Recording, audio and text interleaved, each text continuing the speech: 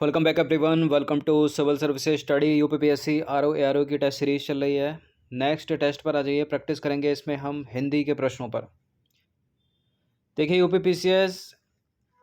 UPPSC RO ARO की प्रारंभिक परीक्षा में जो है दो पेपर होते हैं, कई बार बताया है।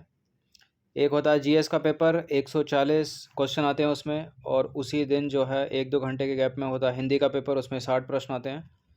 तो इन्हीं 60 प्रश्नों की हम ये प्रैक्टिस कर रहे हैं और इस प्रैक्टिस सेट में मैंने ऐड किए हैं 25 प्रश्न। ठीक है, ये 25 प्रश्न हैं और टोटल आने हैं 60 प्रश्न, और इन 60 प्रश्न में 6 टॉपिक हैं आरओ में। ठीक है, टॉपिक गिने चुने हैं, लिमिटेड हैं, प्रैक्टिस की जा सकती है, और 60 क्वेश्चन ये 60 अंक के ही हैं। तो इनमें कम से कम 55 जो है करेक्ट होना चाहिए, 55 प्लस होते हैं तो प्रारंभिक परीक्षा के पास होने की संभावना बहुत ज़्यादा बढ़ जाती है। मिलाकर पास होना पड़ता है, ठीक है, जीएस पेपर 1 में और जो है इसके हिंदी के पेपर में, जो पेपर 2 होता है। बाकी इस टेस्ट सीरीज़ की प्लेलिस्ट का लिंक आपको डिस्क्रिप्शन बॉक्स में मिल जाएगा, वहाँ पर आप टेस्ट नंबर 1 से लेकर जितने भी टेस्ट हो गए ये इस टेस्ट तक पहुँच सकते हो। इसकी पेड सीरीज़ आप प्राप्त कर सकते हो जो हमारी टेलीग्राम पर चल रही है, जिसमें मिलेंगे आपको फुल टेस्ट प्रैक्टिस करने के लिए। तो डिस्क्रिप्शन बॉक्स में नंबर है, उस पर कॉल या व्हाट्सअप कर दीजिएगा, और एग्ज़ाम तक प्रोवाइड करेंगे उनको हम। चलिए पहले प्रश्न का उत्तर दीजिए। तो निम्नलिखित में से कौन सा वाक्य जो है वो अशुद्ध वर्तनी वाला है? देखिए अशुद्ध ये किसी भी तरह से हो सकता है, इसका कालानुक्रम अशुद्ध हो सकता है, ठीक है, क्रिया विशेषण से अशुद्ध हो सकता है, वर्तनी की वजह से अशुद्ध हो सकता है। तो पहला है, आप तो नहीं आए, आप तो नहीं आए पर आपका भाई आ गया। यह वही लड़की है जिसको इनाम मिला था, सब छात्रों में वह महत्तम है और मैं किताब पढ़कर ही उठूँगा। कुछ गलत है यहाँ पर, वर्तनी की दृष्टि से पहचान लीजिए उसको। देखिए आप तो नहीं आए पर आपका भाई आ गया, सही है, भाई आ गया था, ठीक है, कुछ गलत तो है नहीं इसमें। यह वही लड़की है जिसको इनाम मिला था, बिल्कुल करेक्ट है। मैं किताब पढ़कर ही उठूँगा, ये भी सही है। वह सब छात्रों में वह महत्तम है। पहली बार तो महत्तम गलत लिखा है यहाँ पर, ठीक है। महत्तम कैसे लिखते हैं? महत्तम, एक छोटा वाला ता बनेगा, एक बड़ा वाला। तो सब छात्रों में वह महत्तम है, इस तरह से महत्तम लिखा जाएगा। महत्व भी शुद्ध वर्तनी, ठीक है, पूछने के लिए जो है एग्ज़ाम में आ जाता है। क्वेश्चन नंबर 2 है, निम्न में अशुद्ध वाक्य की पहचान कीजिए। किसी लड़के को आवाज़ दो, मेरे घर के पास हलवाई की एक दुकान है। श्री कृष्ण के अनेक नाम हैं, देखो फूलों पर भंवरे भिन भिना रहे हैं। यहाँ अनेकों हो जाता तो गलत हो जाता, लेकिन ठीक है, वो श्री कृष्ण के अनेक नाम हैं, ठीक है। मेरे घर के पास हलवाई की एक दुकान है, शुद्ध है ये भी। किसी लड़के को आवाज़ दो, सही है। देखो फूलों पर भंवरे भिनभिना रहे हैं, भंवरे भिनभिनाते हैं या गुंजारते हैं? गलत है, डी। तो भंवरे क्या कर रहे हैं? भंवरे भिनभिनाने रे, भंवरे गुंजार कर रहे हैं, ठीक है। सही उत्तर क्या होगा? शुद्ध क्या होगा? गुंजार कर रहे हैं। देखो फूलों पर भंवरे गुंजार कर रहे हैं। ये नंबर है, इस पर कॉल या व्हाट्सअप करके आप पेड सीरीज़ प्राप्त कर सकते हो। तीसरा प्रश्न है, निम्नलिखित वाक्यों में शुद्ध वाक्य है कौन सा? यानी 3 यहाँ पर अशुद्ध होंगे, एक ही केवल शुद्ध होगा, उसी को ढूंढना है। उसकी शंका का निवारण हो गया, उसकी शंका समाप्त हो गई, उसकी शंका का समाधान हो गया, उसे अब शंका नहीं रही। शंका से रिलेटेड 4 कथन है यहाँ पर। उसकी शंका का निवारण हो गया, ये गलत है। उसकी शंका समाप्त हो गई, ये भी गलत है। उसे अब शंका नहीं रही, ये भी गलत है। जो शुद्ध होगा इसका अब होगा, उसकी शंका का समाधान हो गया। तो शुद्ध रूप क्या होगा? उसकी शंका का समाधान हो गया। प्रश्न क्रमांक संख्या 4 से लेकर प्रश्न क्रमांक संख्या 8 तक अनेक शब्दों के लिए एक शब्द की पहचान आपको करनी है। घुटने तक बाह वाला क्या कहते हैं उसको? इंग्लिश में बोलते हैं इनको वन वर्ड सब्स्टिट्यूशन, और हिंदी में अनेक शब्दों के लिए एक शब्द या अनेकार्थी शब्द।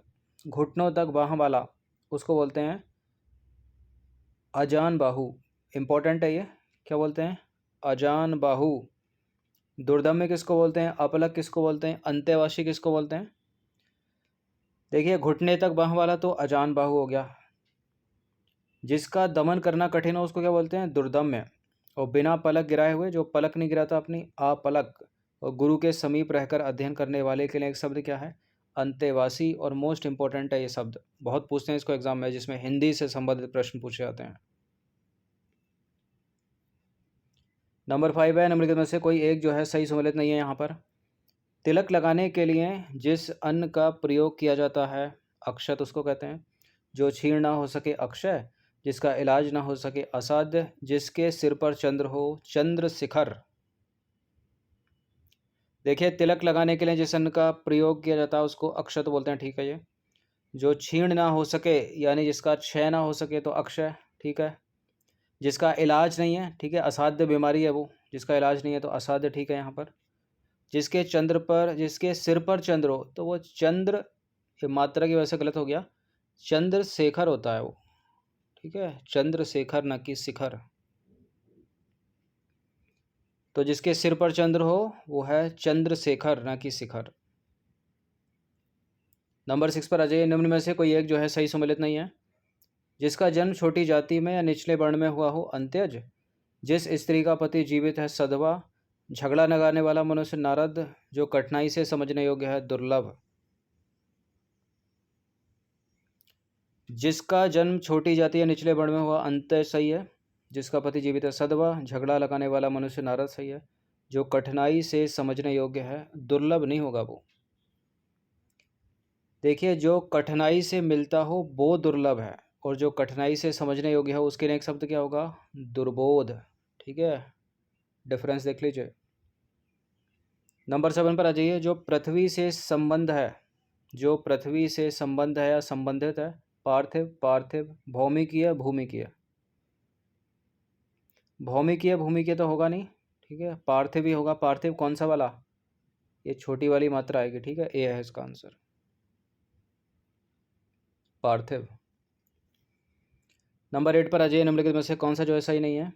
मोक्ष की इच्छा रखने वाला, मुमुक्षु। खाद्य सामग्री जो यात्रा के समय रास्ते में उपयोग के लिए दी जाती है, पाथे, बहुत पूछते हैं इसको। जिस पेड़ से पत्ते झड़ गए हों, अपत। और तैरने की इच्छा, तितृषु। देखिए, मोक्ष की इच्छा रखने वाला मुमुक्षु सही है। जिस पेड़ से पत्ते झड़ गए हों, अपति बोलते हैं उसको। और खाद्य सामग्री जो यात्रा के समय लेकर जाते हैं उसको पाथेय बोलते हैं। और तैरने की इच्छा रखने वाला होता है तितृषु, ठीक है। लेकिन यहाँ क्या पूछा है? तैरने की इच्छा, तैरने की इच्छा होती है तितृषा, और तैरने का इच्छुक क्या होता है? तितृषु। तो गलत है यहाँ पर डी वाला। तो तैरने की इच्छा है तितृषा, ठीक है, और तैरने का इच्छुक है तितृषु। तितृषा है ये, ठीक है, तितृषा, तितृषा। नंबर 16 पर आ जाइए, किस शब्द की वर्तनी शुद्ध है? व्यवहारिक, अत्यधिक, मिष्टान, अधीन। अधीन नहीं होता, अधीन होता है। मिष्टान होता है, ठीक है, ठा नहीं आएगा। अत्यधिक सही है। व्यवहारिक, व्यावहारिक होता है, ठीक है, व्यावहारिक न कि व्यावहारिक। तो अत्यधिक यहाँ पर शुद्ध रूप है, बाकी व्यावहारिक होता है, मिष्टान होता है, अधीन होता है। नंबर 17 पर आ जाइए, शुद्ध वर्तनी वाले शब्द का चयन कीजिए। तो अंत्याक्षरी, तदोपरांत, कवित्री, पूजनीय। अंत्याक्षरी यहाँ पर शुद्ध है।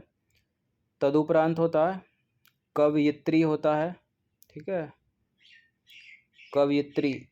और पूजनीय में जा पूरा बनेगा।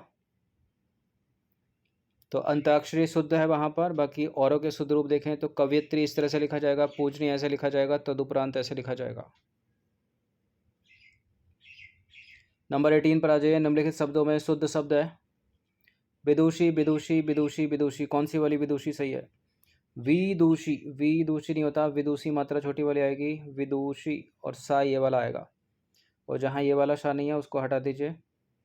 विदुषी, विदुषी मात्रा कुछ इस तरह से, यानी ए वाला करेक्ट हो जाएगा। तो विदुषी ये सही है।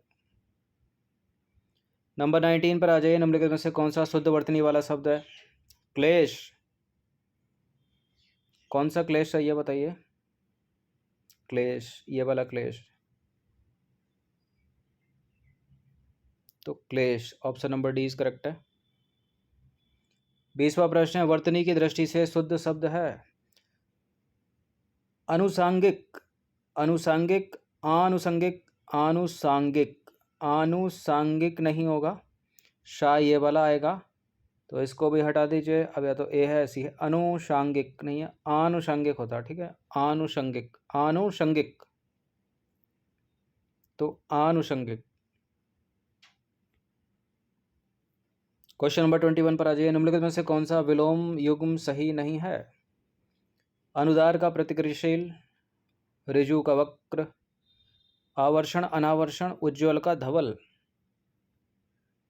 देखिए, उज्जवल यानी चमक, धवल, उजियारा, उजीता, ये तो सारे पर्यायवाची हैं। तो उज्ज्वल का धवल तो पर्यायवाची है, विलोम तो है नहीं, तो डी वाला ही यहाँ पर जो है इनकरेक्ट हो जाएगा।